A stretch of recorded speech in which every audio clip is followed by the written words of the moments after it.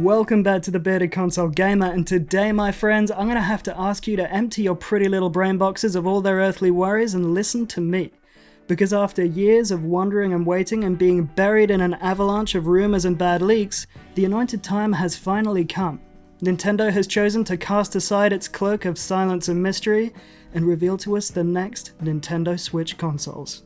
So now I'm going to do my job and break down everything we've learned about the new OLED Switch console, including whether it lives up to the hype and, let's be honest, whether this is going to actually push you to upgrade from the current Switch and buy its sexy younger brother. And as always, if you enjoyed the video, please remember to like and subscribe, or I'll call up my good buddy EGA Onuma and command him to cancel the Legend of Zelda Wind Waker remaster that we've been secretly working on behind the scenes. Now with that out of the way, let's get into everything we know about this new Switch console, and let's start in the most obvious place, which is that new 7-inch OLED screen. One of the first solid hints that we were going to get a 720p OLED display came in March earlier this year, when unnamed sources at the Samsung Display Company leaked that they were beginning production on the screens for Nintendo in June, with the aim of having them ready to ship to assemblers a little later in July. Now, organic light-emitting diode, or OLED screens, don't have a backlight like the LCD panel found inside the current generation of Switch. Instead, each individual pixel in an OLED display emits its own light and can be shut off entirely when needed to achieve deeper blacks, which in turn allow it to achieve a higher contrast than other panels. They're also known to have significantly improved battery life, image quality, viewing angles, brightness,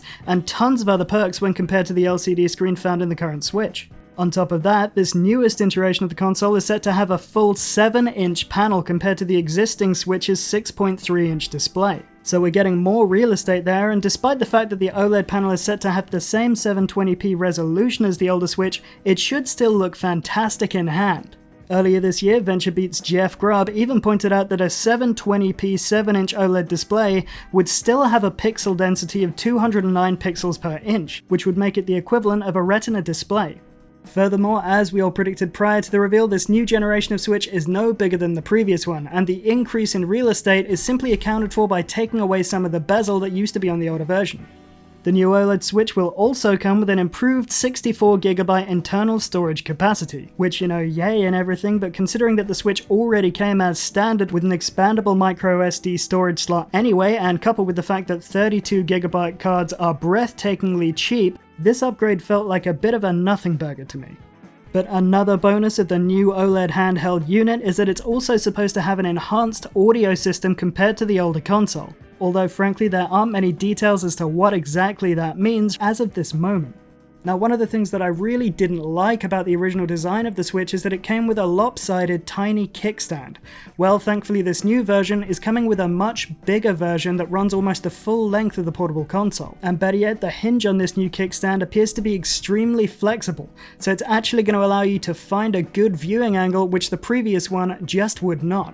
We're also getting a slightly improved dock with rounded edges and a built-in LAN port to help provide a more stable internet connection for gamers playing on the big screen. And the addition of that LAN port suggests to me that Nintendo could be pushing cloud gaming on the Switch in a big way in the coming years. Now, I'm going to be honest, I was massively disappointed at the fact that Nintendo didn't take the announcement of an OLED Switch as an opportunity to update their drift-prone Joy-Con controllers. So I'm guessing that we're going to be stuck with the current iteration of the Joy-Con until the Switch 2 launches in a couple of years, but more on that later. In terms of aesthetics, the body of the new Switch OLED comes in the usual sultry black color scheme, and beyond that you get the option of going for the classic neon blue and red Joy-Cons and a black dock, or you could opt to have the handheld controllers and the dock painted in a dashing white. Finally, Nintendo revealed that their new console was going to come out on October 8th this year, which, not coincidentally, is also the release date for Metroid Dread. Furthermore, the console is going to cost $349.99 American,